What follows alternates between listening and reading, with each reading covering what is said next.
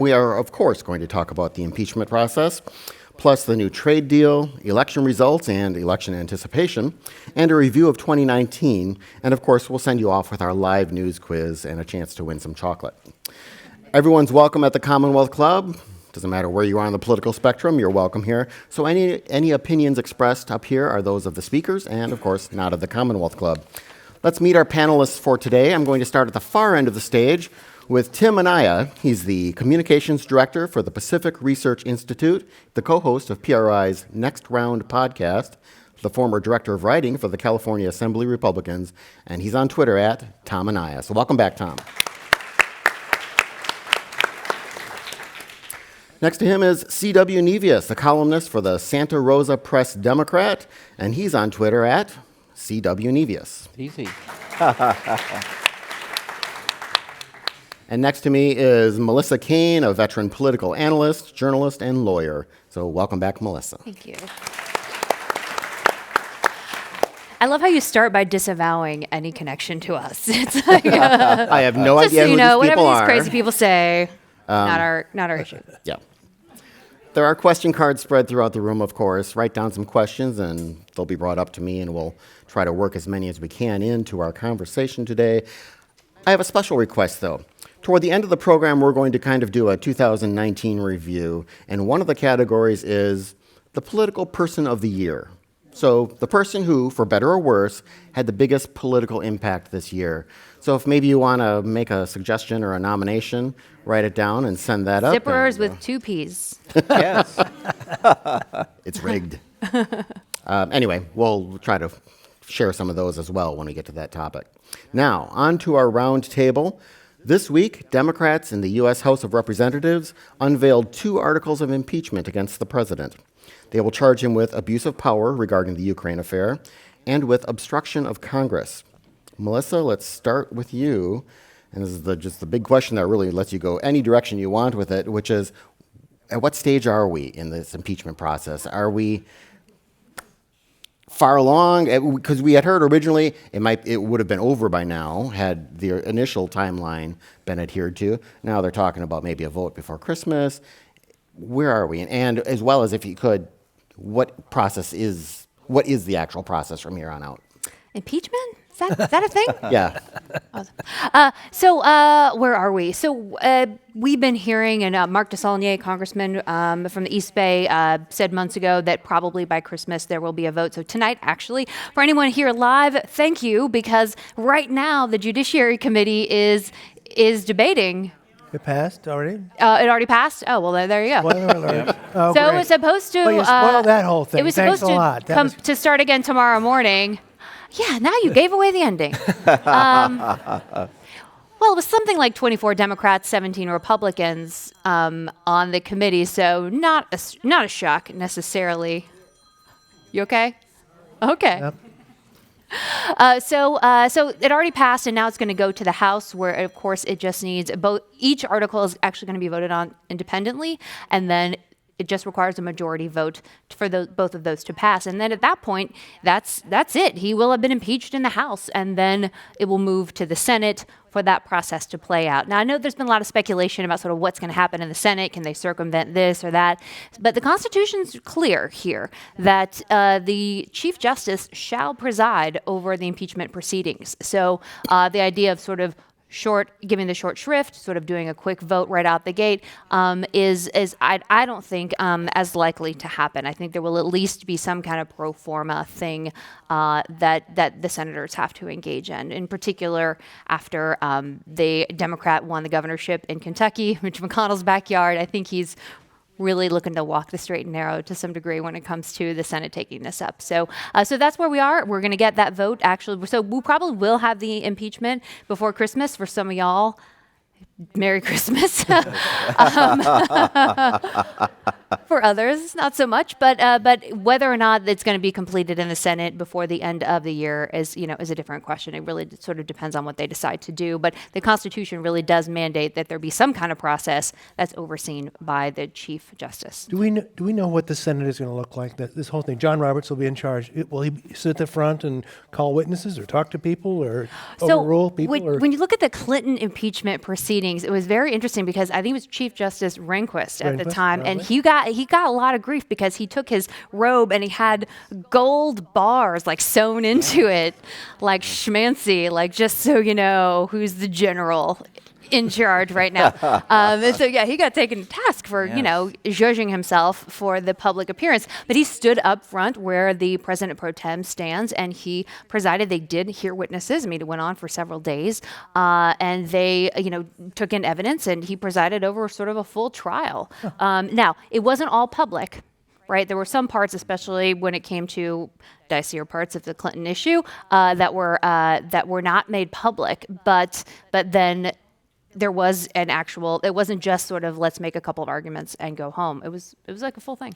Whereas now those dicier parts would lead Fox News if that were the case, right? Yeah, we're aware of the dicier parts. I think many of us remember, I don't know if they did it out here, they did it in Chicago where I was at the time, where the newspapers printed special sections with all of the dicey parts. Probably sold a lot of issues. The dicey parts. But I think people are pretty disappointed in what the articles actually are because they're really so. One is abuse of power related to the sort of Ukraine issue, and the other is obstruction related to the president's unwillingness to cooperate with congressional hearings into the Ukraine issue, which I think some people regard as kind of arresting Al Capone for tax evasion. They're like, what about the Mueller report and all the other stuff that we're upset about? And so now I think Democrats are getting a bit of pressure from both sides on this. I don't know about you, but I feel like everybody. We all have that friend that goes to the movie before you went to the movie, and then you say to them, "Now don't spoil it because I'm going to see the movie," and they go, "I won't," but the dog dies at the end. The president's going to be impeached. We're going to go to the Senate. It's not going to pass, and we're going to go to the election. I think we know what's going to happen. We're going to watch it play out. But what I would say is history has the last at bat. And no president wants to be impeached. And this president obviously doesn't want to be impeached. And this is still going to be a big deal. I understand that the Democrats will probably lose, but I still think it's a big deal. And I still think it's a worthwhile process. And I still think that Nancy Pelosi is doing a great job.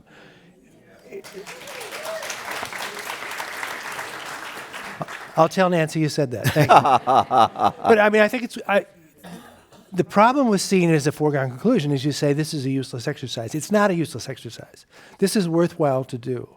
And if after the 2020 election it turns out that that Trump wins again, I will have grave doubts about my country. But I think we will all have to reevaluate. But this is a process, and for all the people, I think, who say the system is broken and democracy is broken, this is how democracy works.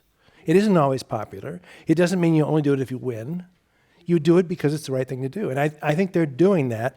And as discouraging as it may be for those of us who are not fans of the president, I still think it's a worthwhile process. Tim, we'll get more into the Democrats' strategy about this, but could you talk a bit about the Republican strategy? Because they've been quite aggressive, and both coming in for criticism and certainly defending the president, absolutely, like a firewall. What do you think of it? And if you were advising them, would you say this is the strategy to go with, or would you have something else? Right. Well, I think certainly the Republicans and all of them, when you look at the hearings that they've had, I think they were all kind of channeling their inner Norma Desmond. I'm ready for my close-up, Mr. DeMille. Those of us who work in politics, for years know, don't get between a politician and a camera. So they have certainly loved the moment of the press conferences and the hearings and all of that. I think what's been interesting with the Republican strategy has been kind of twofold. So first, you've had a strategy that actually it's a common criticism that if you're in the minority party, whether it be Democrat or Republican, that you would levy. And that's a criticism about the process, they haven't been fair to us, we can't call our witnesses, that sort of thing. You know, on a policy level, you could see those same criticisms as well. And that's great for the room. You know, you might make points in that kind of, you know, the Beltway area. But at home, no one is going to look at the TV and say, you know what, I think that maybe there is something to Donald Trump being impeached, but the process was so unfair, they didn't get to call a witness at a hearing. I'm now against it. So I get it. That's what they do. I think the other strategy, and it might get into a topic that we talk about a little later, the criticism that Democrats in Congress have been obsessed with impeachment and that they haven't really made any progress on any substantive issues to benefit the American people this session. And that actually has been a quite effective message point if you look at the polls and if you look at this week. You know, if you read the freshman Democrats and those Democrats who are in very swing areas of the country who barely won their elections last time or who represent Trump districts, they've put a lot of heat on the speaker to say, hey, yes, impeachment, but we need to have A, B, C, D, and E that we've done for the folks back home. So that's why you're seeing the movement on USMCA. That's why you're seeing, theoretically, I'm not a vote counter, so I guess I'll predict, you know, the Democrats are going to pass some sort of prescription drug legislation. They did pass, I think the House passed today, a military bill, and along with it, parental leave legislation. Right. So. There's been some talk, too, of they might get a deal on surprise medical billing before they all leave for Christmas. So that's really what that is all about, is to kind of blunt a quite effective criticism that, you know, you're just focused on impeachment and politics. Yeah. We were talking backstage, and these guys know that I've been doing some constitutional research. And if you look at the records of the Constitutional Convention, there is this whole debate about impeachment and how do we set it up and how hard is it. And I think it was Hamilton, although this is a Commonwealth Club, so I might actually get corrected here. I think it was Hamilton who acknowledged that no one's ever going to use this. He said, so hard. How would you get a majority in one house and 2/3 in the other? We'll never, ever use this. And the response was, yeah, but they have 4-year terms. Right? The Founding Fathers really acknowledged that having shorter terms, because they considered 7-year, 8-year lifetime terms, egads, that would be the impeachment. That American people and American voters would impeach people who who've done wrong. And so the impeachment process was set up to be a high bar. It was set up to be really difficult to reach because at every point, you're just a few years away from removing somebody from office, and that may still be an eternity for some folks. But I think for a lot of people, the fact of impeachment is enough, and the removal part, I don't think anyone really thinks is going to happen. But really should put their sort of faith and effort into winning, and that's the way you actually can legitimately and without any kind of craziness remove somebody from office. And kind of on that point, the big question is, is it moving the needles in the polls? And I guess I should get better reading, but I was looking at polls on the train ride over here today. And there were 4 new polls that I saw today, and they're kind of all over the map. But it's basically about a 50-50 split on the question of do you favor or oppose impeachment. I think it's 1 point in favor of to impeach in the Real Clear Politics average today. So it's not really moving the needle. And then the ultimate needle is, what is it going to mean for the 2020 election? Right. And if you look at the individual states, the key states for 2016, the president is ahead or even in virtually all of those states. And when you see these polls, remember, look at the registered voters, right? Because what they often do is sort of poll adults and not just registered voters. If you look at registered voters, it's within the margin of error, but generally speaking, they're against, and there's a new Quinnipiac and a Monmouth poll out today that show, again, by a very narrow margin, that registered voters are against impeachment and removal. Now, they don't separate it out. Some people might be for impeachment but not removal, right. So it's hard to know, but you're right, we're still very, very close. Yeah, And Chuck? well, two things. One is I think that it's a very effective argument to say, let's let the people decide. We've laid all this out. We've given you this information. In 2020, you'll have an opportunity to decide. And second, I question the needle. These polls are more and more becoming kind of a shot in the dark. I was listening to the Daily, the podcast the other day, and they had their pollster on. And they basically said, how could you have been so wrong in 2016? You basically had Hillary Clinton in a walkover. And they said, well, what we didn't do is we didn't sufficiently load the non-college educated white voters who are the least likely to answer a phone call, to respond to a phone call and respond to the poll. So we are now loading those responses more prominently. And that to me just sounds like an excuse and an opportunity to put your thumb on the scale because you want to be able to represent everybody. It just seems like it's a slippery slope to start saying, here's a group that wasn't very well represented. However, we know what they're going to say. Therefore, we're going to give them more weight. I am probably, for the rest of my life after 2016, going to be skeptical of polls. Well, just like every 4 years, there's this check on the person in the White House. Every 2 years, of course, you have the check both, obviously as really happened here, with the Congress, the House of Representatives going to the Democrats, or 2 years into Clinton's and Obama's term, the House going to Republicans. But there's also a bit of a way of calibrating those polls as well. Because, okay, so in those battleground states, how are we doing with the adjusted polling thing? And Right.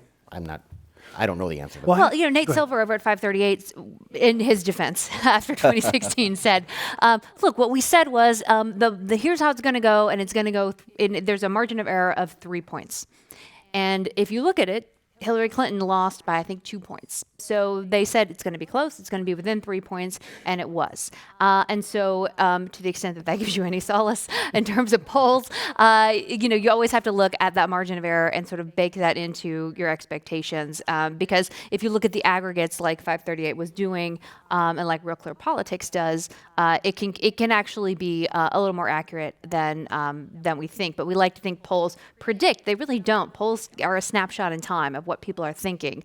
As we know, I know every day I disagree with something I did the day before. So, people's opinions can change over time. And so giving you that little snapshot, that slice, isn't saying here's what's going to happen. It just says here's where we are at this moment. I think it's more a reflection of the fact that a lot of people like me were so shocked that that's what happened, that we turned back to the polls and said, hey, I thought you told us.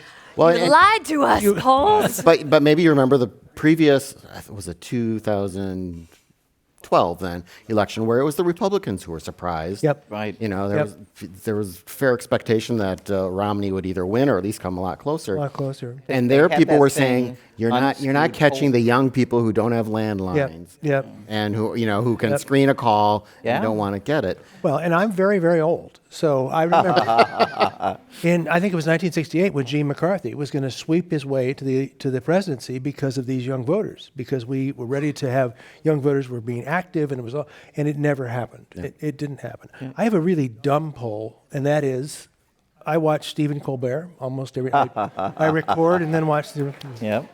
I think he does a great job. And as much as we talk about the rallies that Donald Trump holds, and those are impressive, I guess, night after night after night, he fills that place up, and he takes on the president to wild applause. And I don't think you can do that unless there is a real groundswell of feeling. So But Chuck, 100% there's of hosts. 350 million people in America.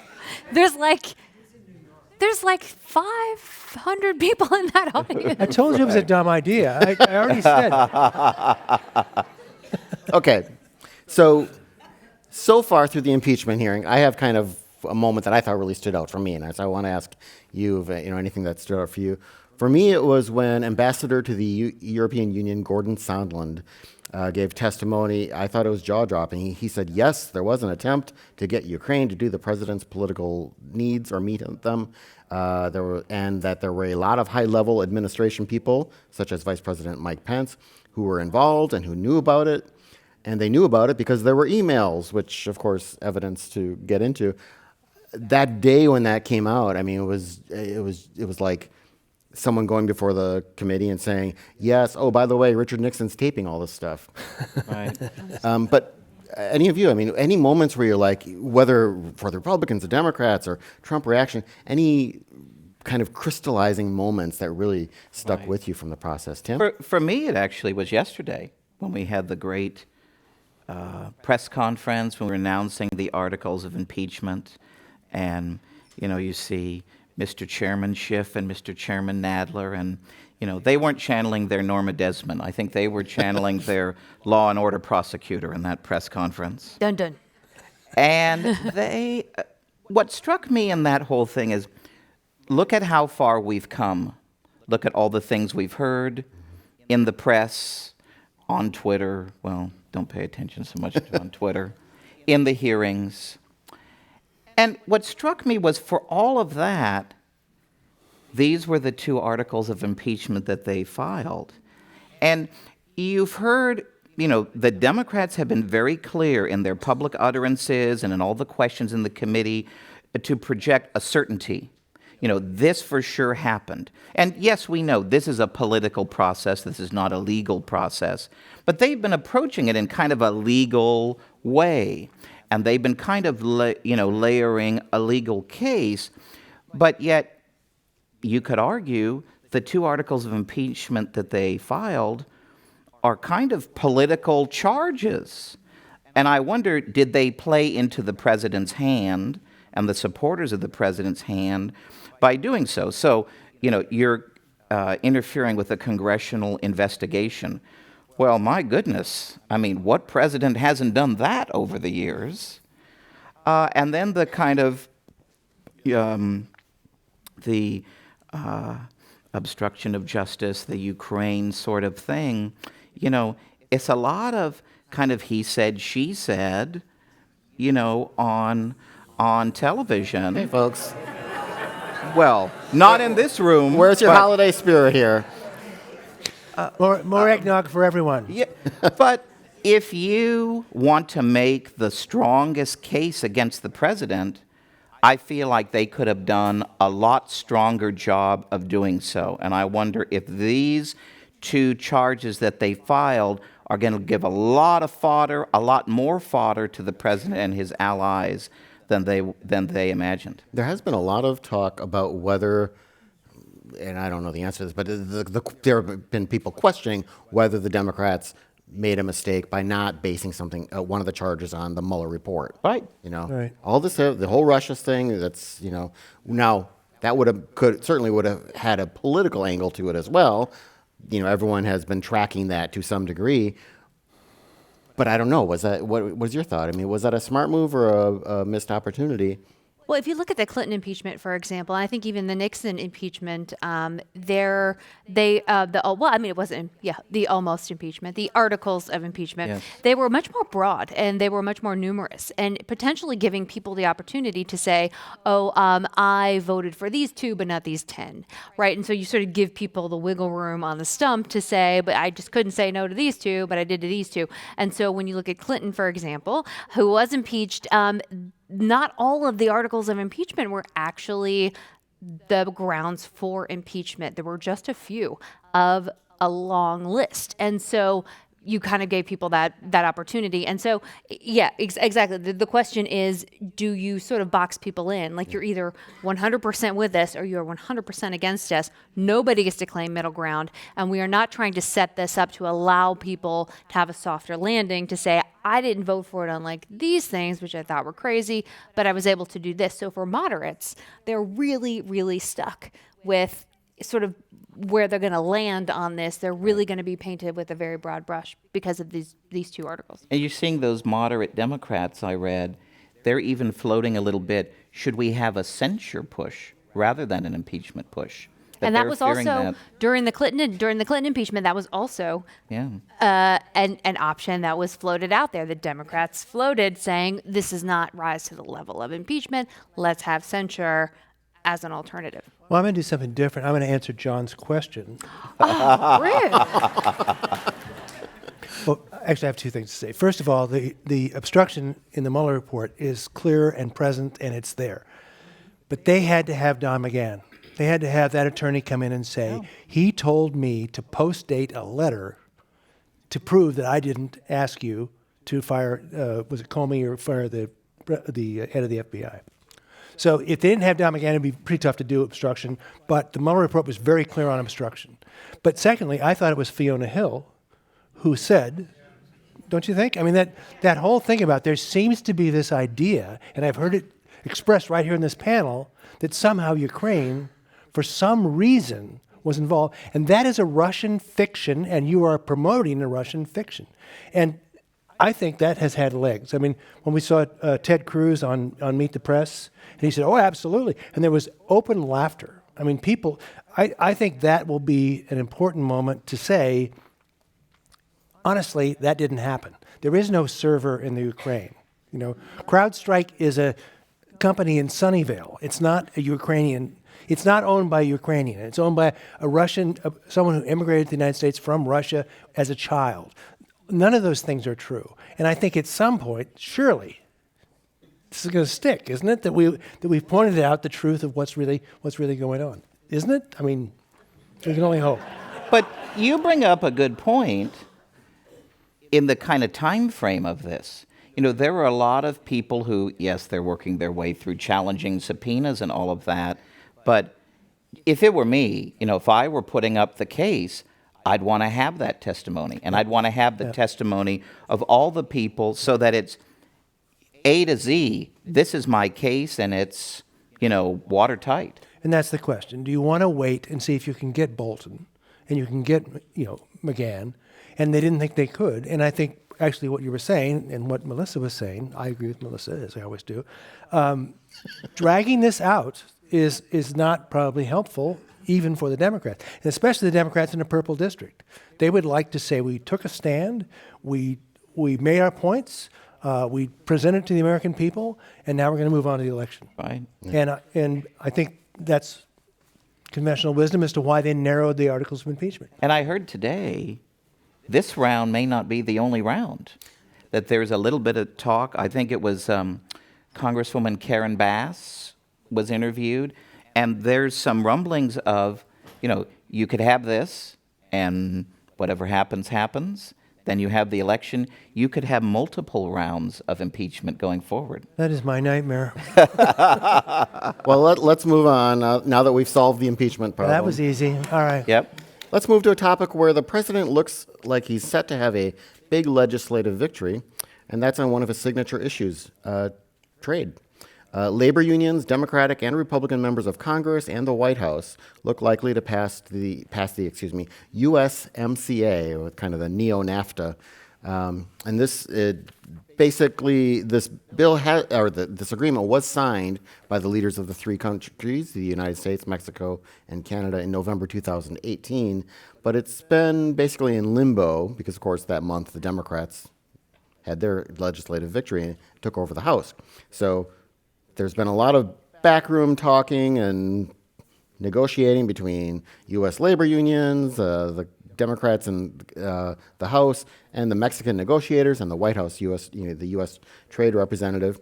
But they appear to have come to an agreement that has widespread support, apparently, in all of Congress. He said with a shocked. Hey, What? but also an issue, as Tim was saying earlier, that people, Congress people from both parties are going to be able to go back home and say, we opened up Canada's dairy market, which is part of this deal. We defended the U.S. automobile industry. That's part of this deal. Puts quotas on Canada and Mexican car makers. And Mexico's still building the wall, right?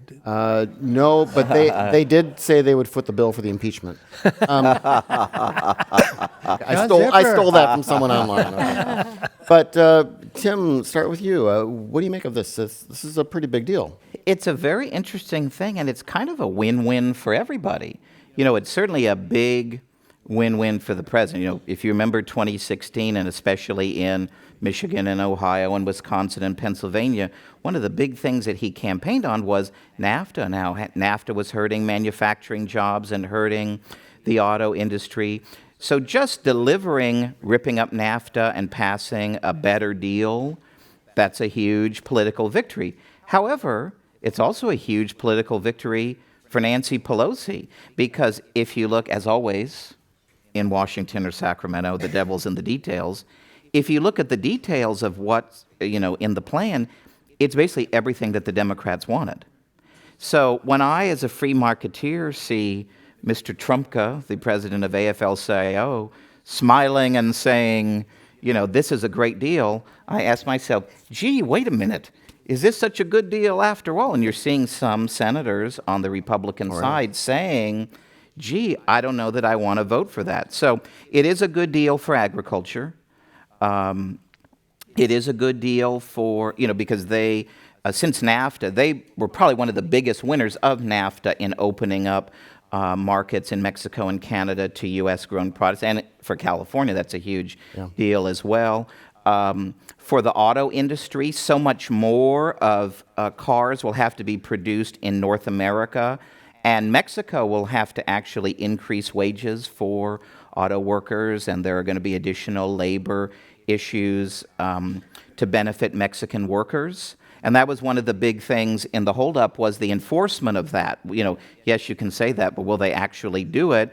And that was one of the final negotiated points, and they said, yes, we will. Some of the concerns are this whole thing is going to sunset in 16 years. So we could be going through this whole thing again. Trade deals are not an easy thing, even when it's mutually beneficial for all three companies or all three countries to sign a deal. So I wonder about that and whether that was so great an idea in the end. I have to say, I don't think it's great for California necessarily. If you look who's benefiting here, you look at dairy farmers who are going to have access now to Canada, and also you look at the auto industry, right? These are definitely places that are really important for the Electoral College. Like, let's not kid ourselves, who's going to benefit here? But when it comes to places like California, where you have agriculture, under NAFTA, there is a 0% tariff, and under this, there's a 0% tariff. And that means that farmers in California have to compete with farmers in Mexico. And when you look at labor-intensive crops like asparagus, for example, they cannot compete, right? And they have been begging for help.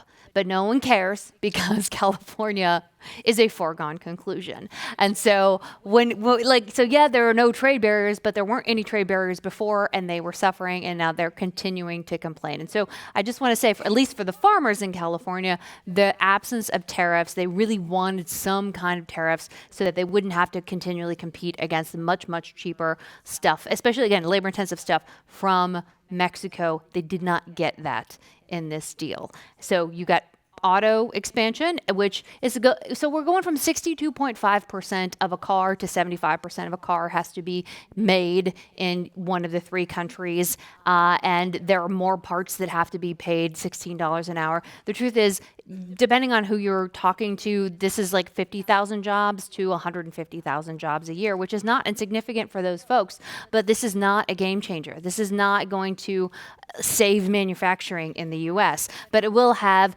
targeted impacts in those states, and so neither party is in a position to say no to a trade deal that's going to be benefiting them. But for states like California, our tech sector will benefit because there's a provision in there that says that none of the three countries can require that servers be housed in those countries in order to provide online services, and also prevents Mexico and Canada from suing based on the content of websites. So they get kind of a Section 230 exemption. So our tech industry in California does benefit, but our farmers do not.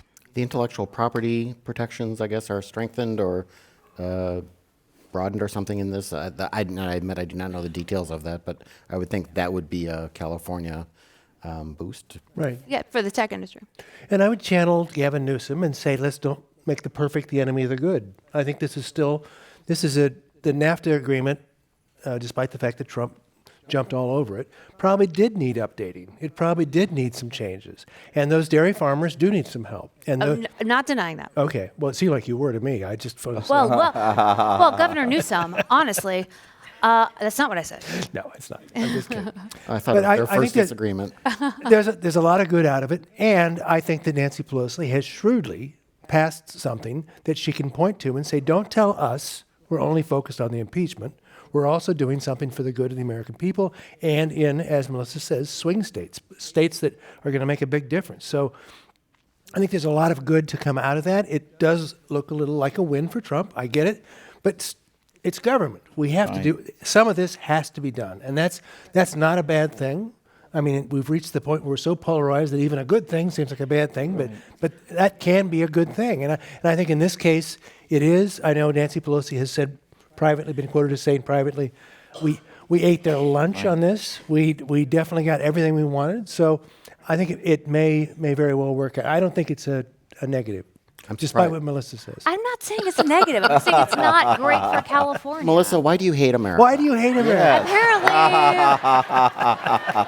actually, if I may, this is actually really great. In a lot of countries, when you have different parties like this, they're still not able to sort of engage in this. Like, I mean, the one party is literally trying to remove the president, and yet they're still able to come together to pass something that's really important. And so I think that's the sort of peaceful transition of power, the ability to continue to have these conversations is one of the hallmarks of American democracy that I think is really unique and really terrific. Again, I'm just And 1 hour after the impeachment announcement, this was announced.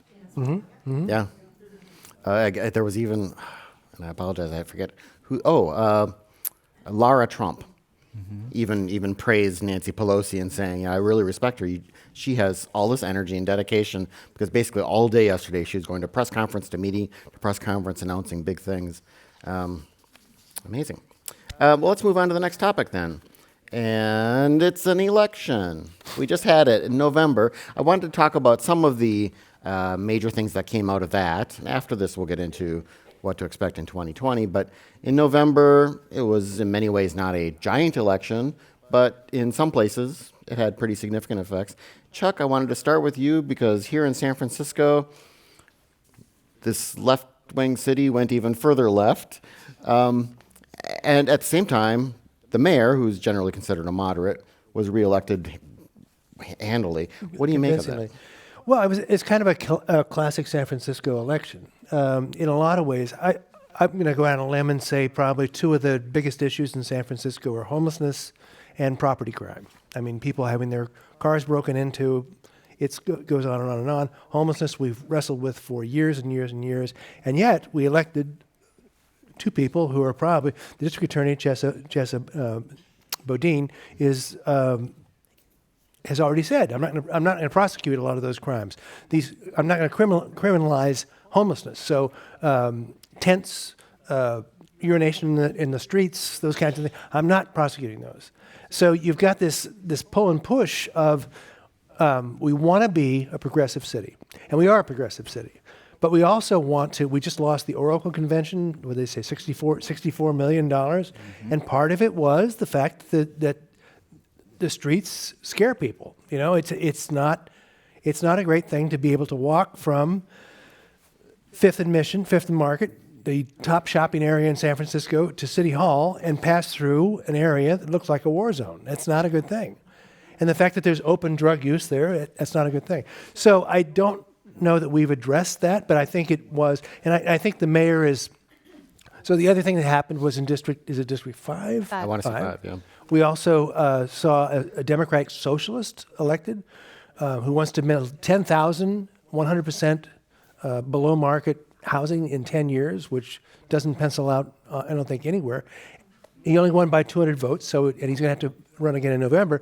But again, we're kind of push-pulling. We're looking, it's kind of the classic San Francisco moment. And the only thing I would say is, the concern that I have is that the mayor, London Breed, actually has a great opportunity here. She served a year of Ed Lee's service, the late Ed Lee, and could possibly be elected for 2 terms. She could be mayor for 9 years.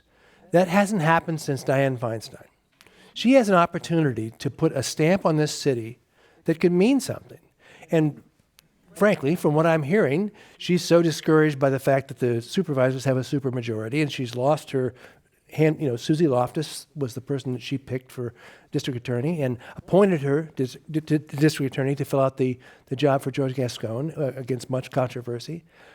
She's in a funk, and get out of it. Okay, snap out of it. We got a city to lead. So I just wish that we would see that happening. But again, it's the push-pull of San Francisco. Chuck brought up the appointment of Susie Loftus shortly before the election, and opponents of hers cried foul. Interestingly, a lot of those same people were from a part of the city that praised the left wing on the Board of Supervisors when London Breed was replaced as the interim mayor by Mark Farrell. Both examples were really just hardball politics, legal but controversial. Right. Interestingly to me is both failed. Susie Loftus did not win in November. London Breed, of course, came back and won the special election and then now elected to a full term. It's not a sure thing. Mayor Leap appointed, now I'm going to blank on her name, but she also lost. It's not a sure thing. Julie Christensen, I think. Julie Christensen, definitely. But as people in the mayor's office say now, don't tell me that Mark Leno wouldn't have done the same thing. If he'd won, don't tell me he wouldn't have appointed someone. Absolutely. When George Gascon left, that he wouldn't have appointed someone with the idea that that person could build momentum and become the district attorney. Right. For whatever reason, Susie Loftus didn't do it.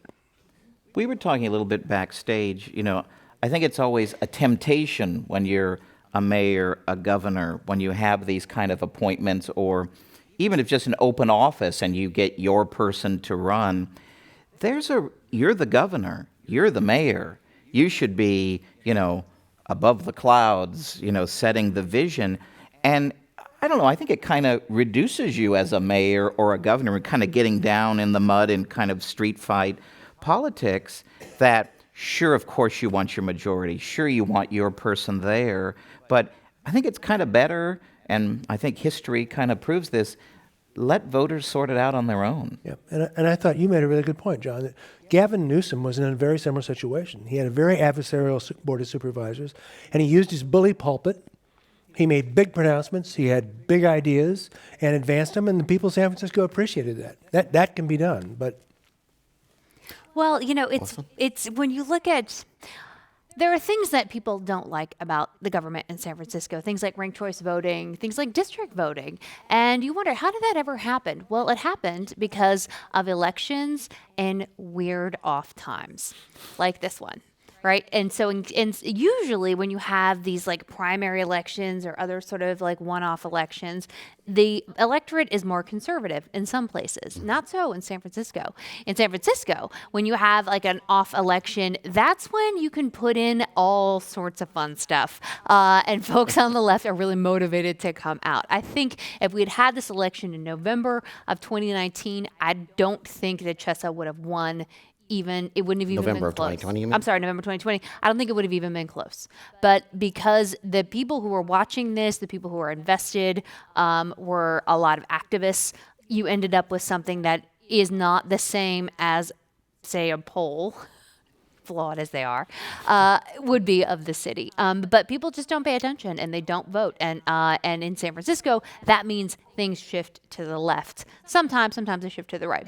But here the distillation is to the left, and that's what we saw in this election. And I have to say, I don't think Mayor Breed did Susie Loftus any favors by appointing her. As it turns out, I think there were people who were supporting Susie Loftus who were still really turned off by what they saw as just sort of rank cronyism, and said she can win on her own. You don't need to put her in there and give her this sort of leg up as an incumbent. She can win this head to head. Stop it. It looks bad. And so they may not have voted, or for there are any number of things that could have resulted. I don't think that ultimately was the right call for the mayor to make that appointment, because for a lot of folks, I think not only supporters of Susie Loftus, but people who didn't know her, the first thing they heard about her was like, she was appointed. She gets the job. She got this like special thing that the mayor just kind of anointed her with. And that might have turned people off. Excuse me. Yeah, no, go please. I foolishly thought that was not going to be a problem, and it was a problem. That's for sure. But the other thing that you have to do with ranked choice voting is you have to have a strategy. And she had running against her, Nancy Tung was also running in the race, Susie Loftus, Chesa Bodine, and Nancy Tung. Nancy Tung had huge support in the Chinese community, and that's a key constituency in San Francisco.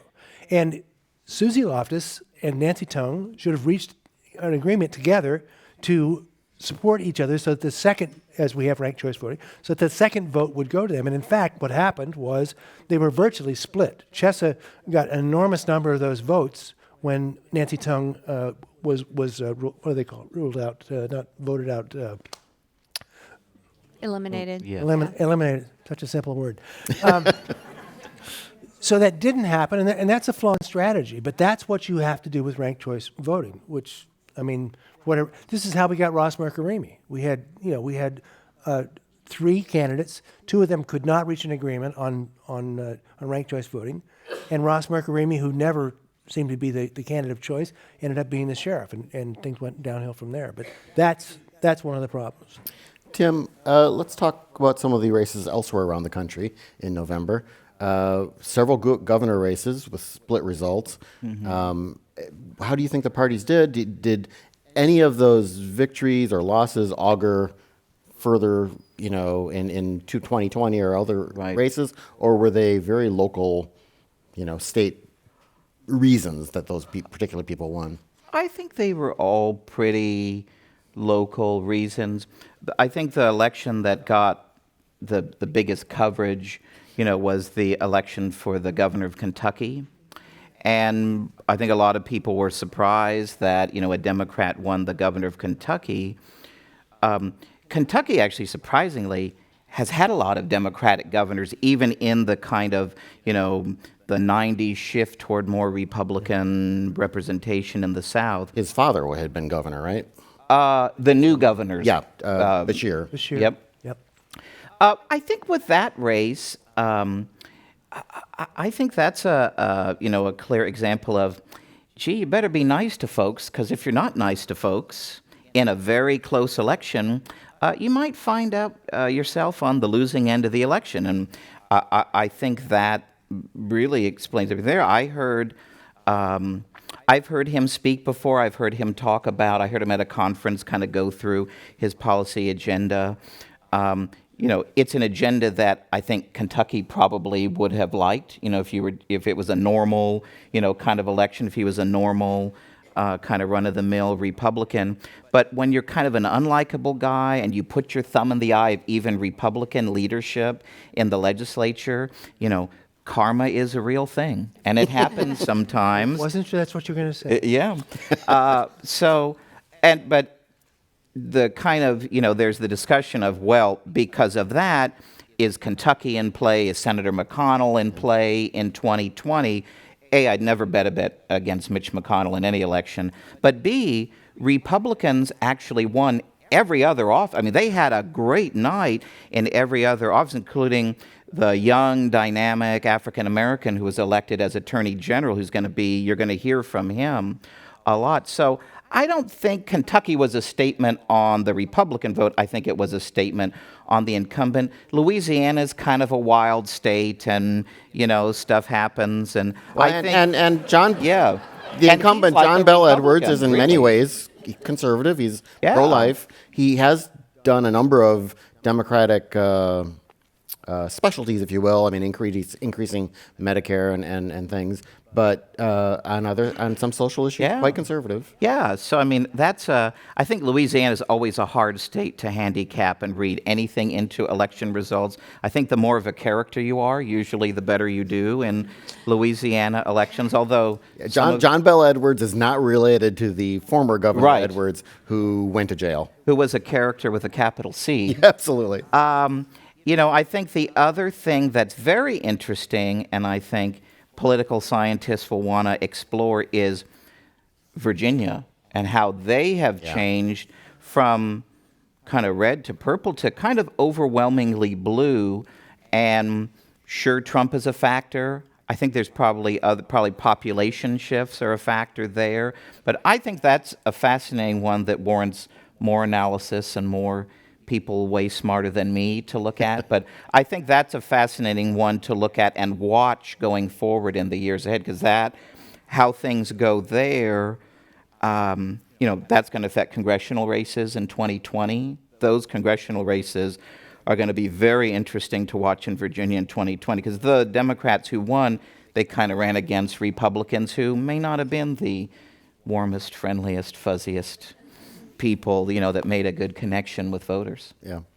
Well, let's now turn our eyes to 2020 and just do some presidential campaign check-ins.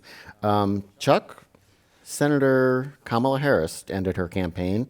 It had gotten off to a big start, huge crowds. Yep. Why did it falter? What do you think? Well, later on, we're going to pick Politician of the Year, and I'm going to pick Kamala Harris. Really? And the reason is, I thought she had it all.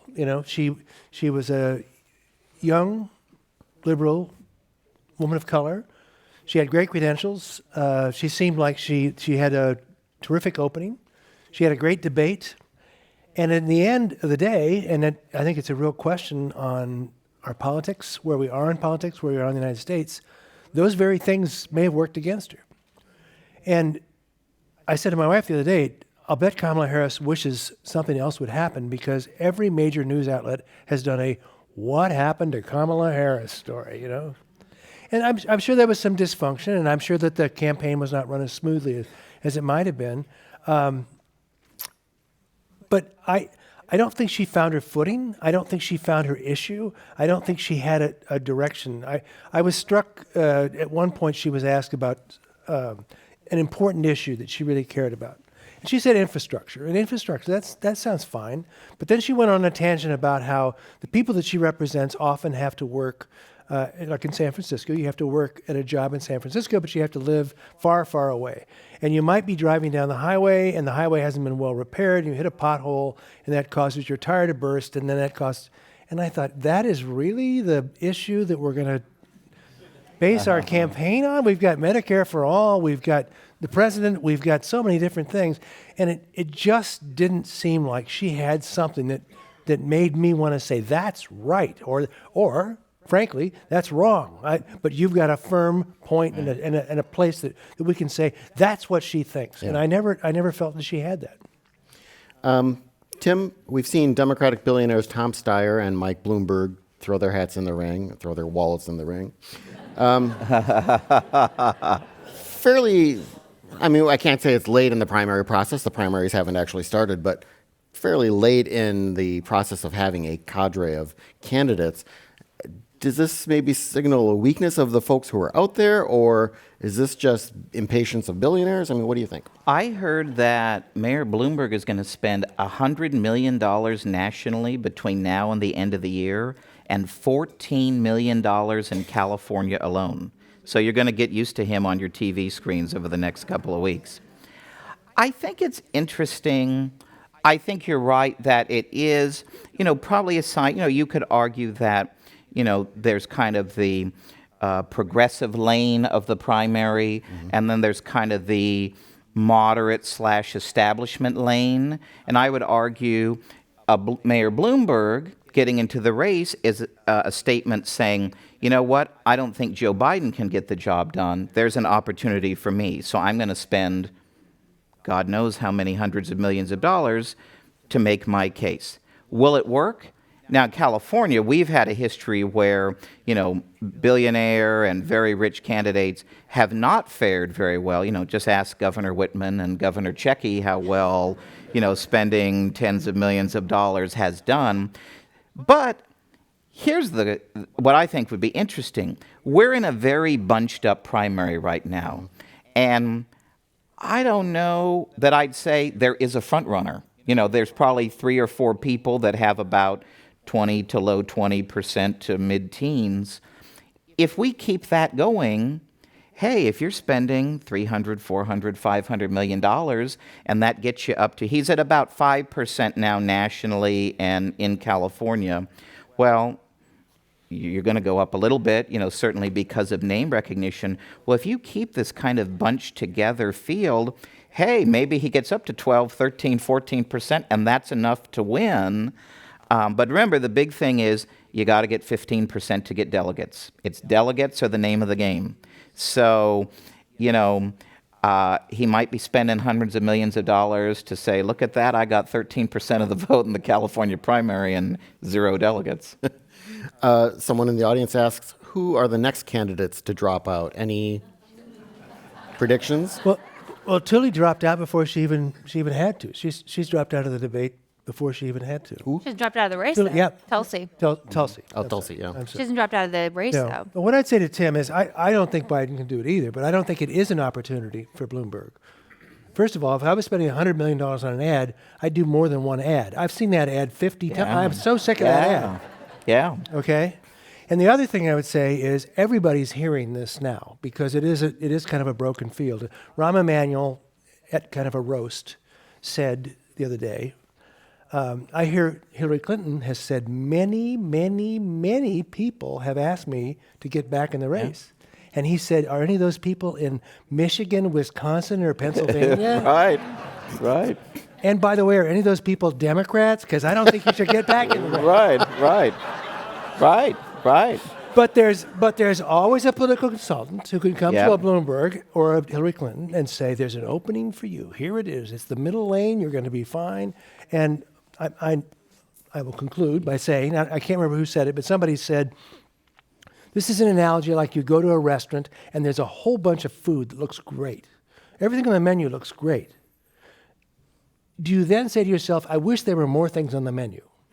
You know? Right. Well, to answer the question, Oh, Yes. Mic drop.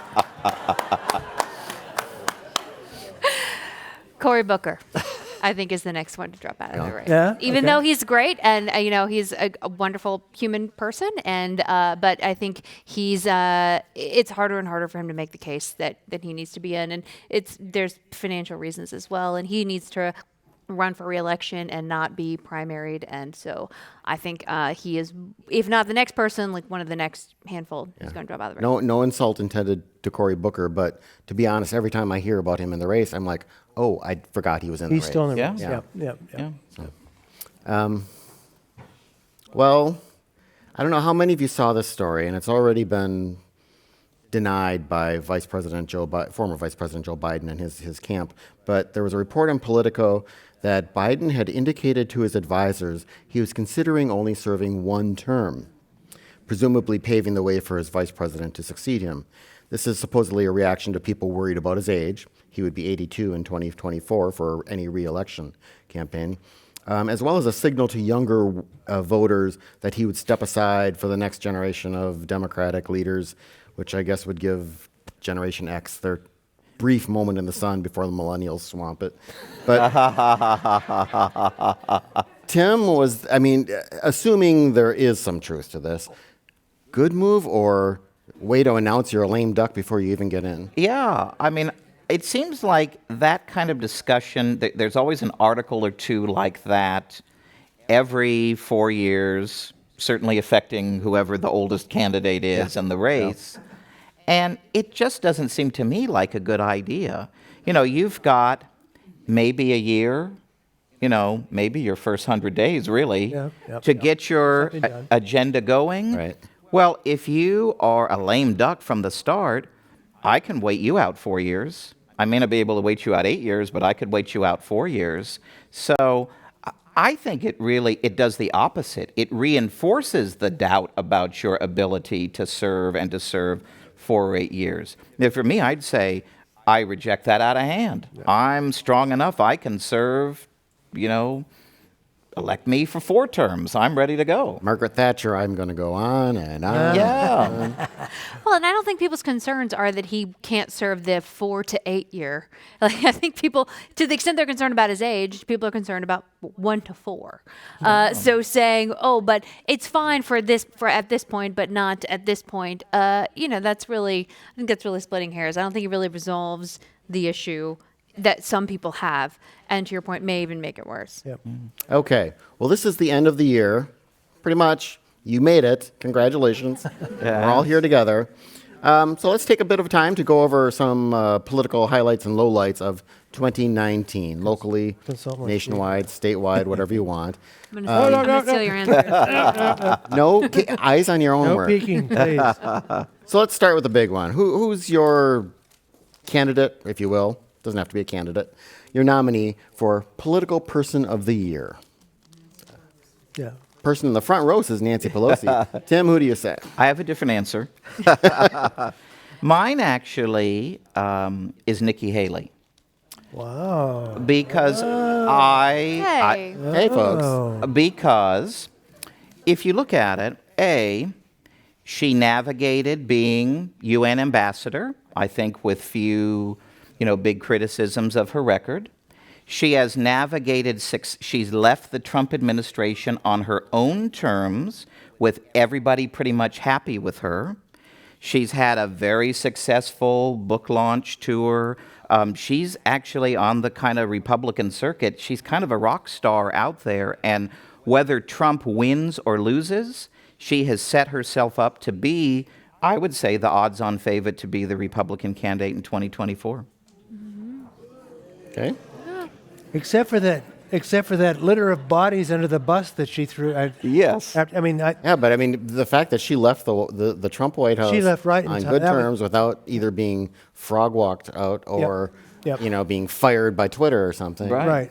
Right. That shows skill. And I'm Frog serious. walk is a great term, though, John. I have to say. Yeah, I think that was good. I did think the whole idea of throwing John Kelly and who was at Mathis under the bus was. Matthew Dowd said that we owe Trump the gratitude for revealing who Nikki Haley really is, who is very opportunistic Right. and very ambitious. She may. A politician who's A politician? opportunistic I know. and Never ambitious? heard of that. Stop it. I know. Okay, Chuck. I'm sorry to shatter it. Well, as I said, mine is Kamala Harris for the reason that I think when she began her campaign, it seemed like a moment in American politics.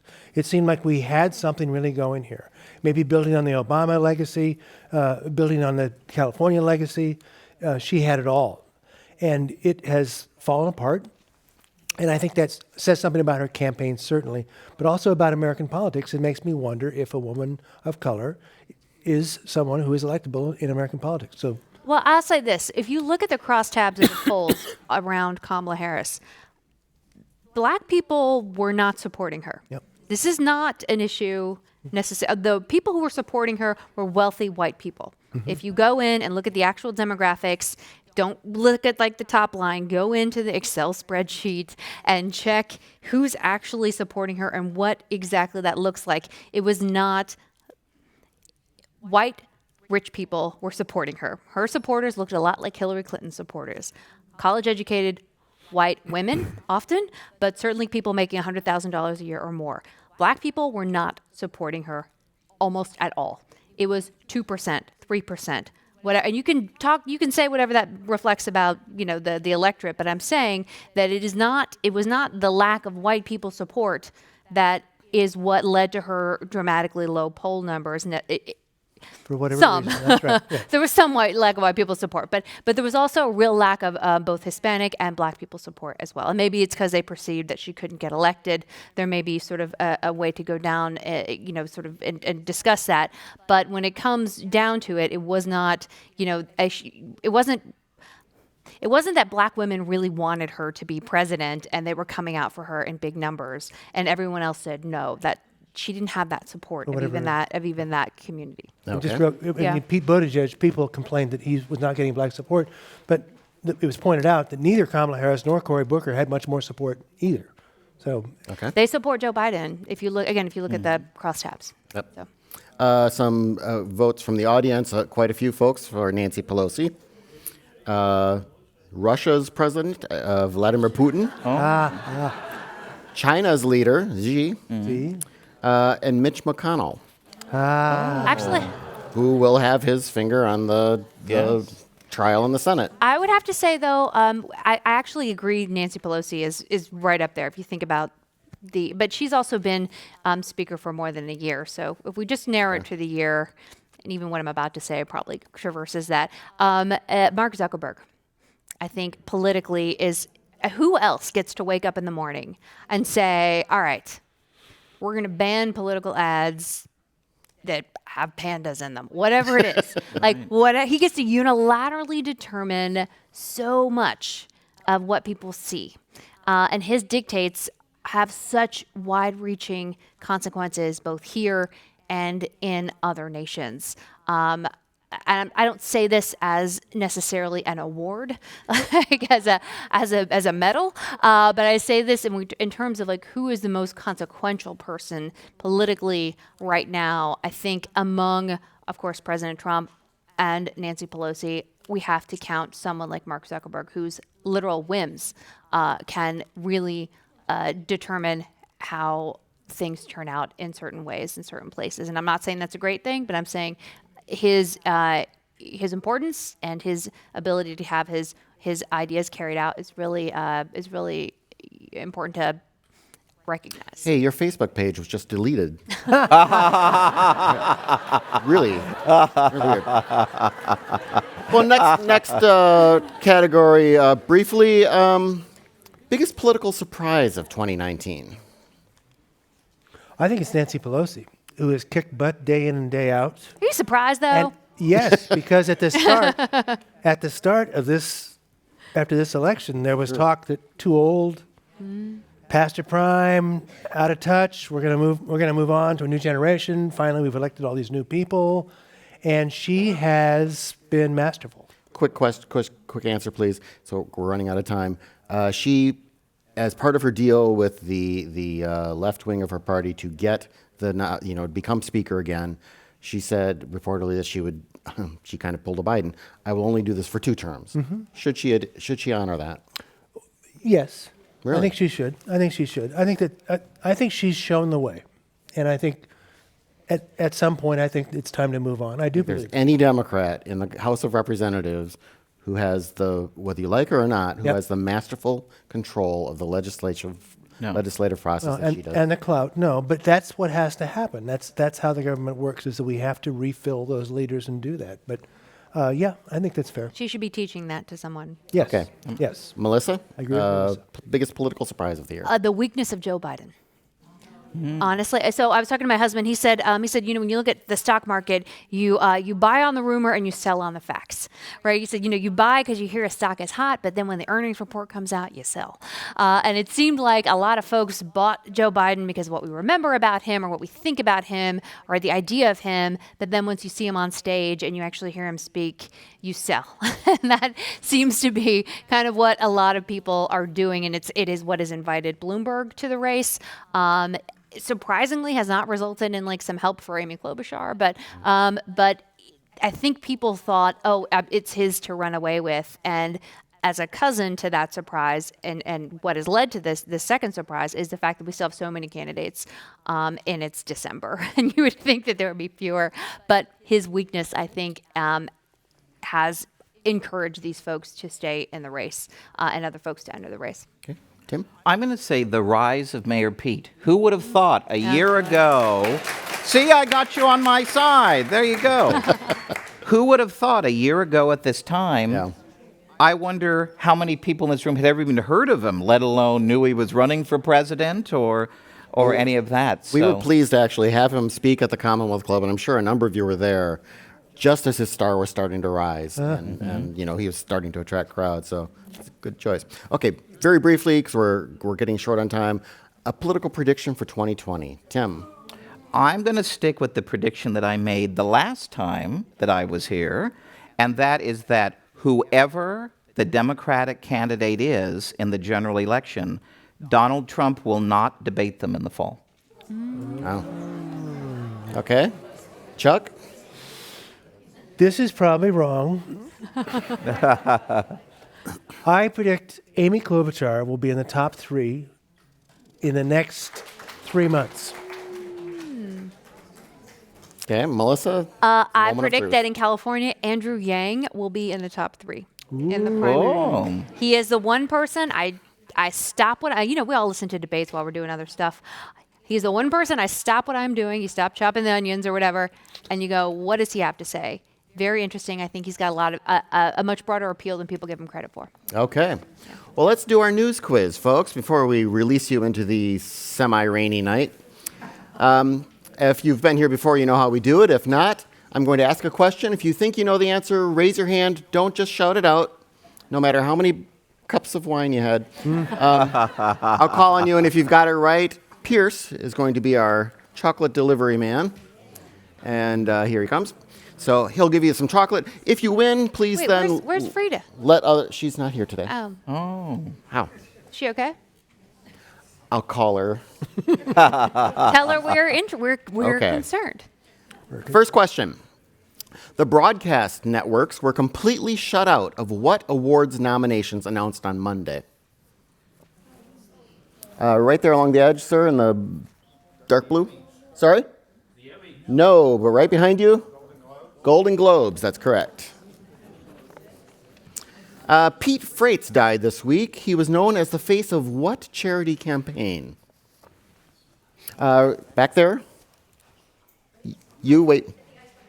The Ice Bucket Challenge, that's correct. It had raised more than $200 million to fight ALS. Okay. This has worked on mice, and now it is being tested on a Cocker Spaniel. Geneticist George Church says we're close to being able to do what on humans? Sorry? Right there. They might be using that, but that's not what are they trying to change? Anyone? Right there in the white? I think they're using genes to create stem cells from which then they can grow any organ that they want. They are doing that, but that's not what this project is about. Right behind. Good guess. I mean, you're right, but different. Sorry? Reverse aging. That is correct. We got that taken care of. Okay, Wait, Boomer. when is that study? George Church. Google it. I will. Okay. Let's see. A former NBA player who now plays for a Chinese professional basketball team, he was fined $1,400 for not doing something during the playing of China's national anthem. What did he not do? Did you see this? Right along the line there. He was not looking at the Chinese flag. That is correct. Just remember that if you ever play in a Chinese basketball league. Okay. During a career as a law professor, what presidential candidate made nearly $2 million on consulting and private legal work? Sir, and Elizabeth Warren, that is correct. Okay, at least 16 people have died following the eruption of a volcano in what country this week? There's no way I'm going to guess who was the first one, so this is going to be kind of subjective. Sir in the hat, I know your hand went up pretty quickly. New Zealand. Oh, ma'am, I'm sorry. I'm sorry. New Zealand is correct. Yeah, wearing a hat, I guess, is a great way to get my attention. It's kind of like The Price is Right, I guess. Okay, 5. And maybe they're being picky on which chocolate they take. And then the lady in the hat. Do you like Frida? Just throw it. Frida's a lot faster, Yes. I have to say. Yeah. Yes. Okay, Seema Verma. She's the head of the Centers for Medicare and Medicaid Services. She has requested the federal government reimburse her for $47,000 in jewelry and other items that were taken from her vehicle while she was making a public appearance. Where was she appearing? Right there in the front? More specifically, 2 rows behind you? No. Sir. The Commonwealth Club. Literally on the street behind us. Look at that. Should we look under the couch and try to find it? That's so great. Is that our bonus gift? We'll find her is- jewelry right. in the couch. Yeah, we actually took it, and as soon as the heat dies down, we're gonna fence it. What famous San Franciscan told Secretary of State Mike Pompeo he won't be loved until he stops enabling Donald Trump? Ma'am? Linda Ronstadt. That's correct. Though I think she mostly lives in Arizona now. Newly released documents purport to show that the administrations of George W. Bush, Barack Obama, and Donald Trump have all lied about what? Sir, your hand was up? The Afghan war, that's correct. Okay, almost done. We learned this week that Christopher Steele, the former British spy whose report on Donald Trump caused so many, kind of gave birth to 1,000 accusations, we learned that he was friends with what Trump family member? Oh, yeah. Try again? Sorry? Ivanka Trump, the president's daughter. Okay. With a promise to defend America against socialism, a congressional candidate in or congressional campaign in Texas was announced by the grandson of what famous Texan? Also a politician. Ma'am in the second row. George Herbert Walker Bush, that is correct. His name is Pierce Bush, Also Pierce. the grandson of George Herbert Walker Bush. Pierce is a nonprofit executive seeking to replace Republican Pete Olson, for those of you playing at home. Okay. Okay, well, how did presidential candidate Andrew Yang celebrate opening his campaign office in New Hampshire? Videos and photos of this went around. Way in back there, I see a hand. He was spraying whipped cream into the mouths of his kneeling volunteers. Yes. They all wanted their $1,000. They didn't want whipped cream. Whipped cream. And you say, Where's the don't money? all candidates do that? No, they don't. Not on camera. Right, and his campaign manager quickly stopped it. So, political leaders, journalists, and even some members of the Swedish Academy boycotted Tuesday's Nobel Literature ceremony due to the Nobel winner Peter Handke's support for what regime? Ma'am in the back. That, yes, Slobodan Milosevic's regime, which has been accused, of course, of genocide. By the way, in 2014, Handke called for the Nobel Prize in Literature to be abolished and said it was a circus. So, Very forgiving there Yes. at the Nobel. yes. And now he's a clone. Okay, you go. and Pierce, how many more do we have left in there? 2? Okay, let's get this out of the way then. Really would've known. Following a shooting at a Navy base, the U.S. Navy grounded 300 nationals from what country? Sir in the front row. Sorry? Saudi Arabia. Saudi Arabia, that is correct. The shooter is from Saudi Arabia, of course. And this question is way too easy. I'm not going to do that. Okay. United Auto Workers union members voted in favor of a new 4-year labor contract with which big automaker this week? Sir? Sorry? No. Chevrolet. Someone else? Sir? Fiat Chrysler, that is correct. Well, if you didn't win chocolate or you didn't win a new union labor contract with Fiat Chrysler, we're still glad you're here. Hope you had a fine time with our holiday reception. We'll be back here to kick off 2020 on January 24th, our first Friday evening program. I want to thank our great panel today, Melissa Kane, Tim Anaya, and C.W. Nevius. Thank you all for being here, and thanks for everyone watching and listening online. Have a great week and have a great end of the year. All right.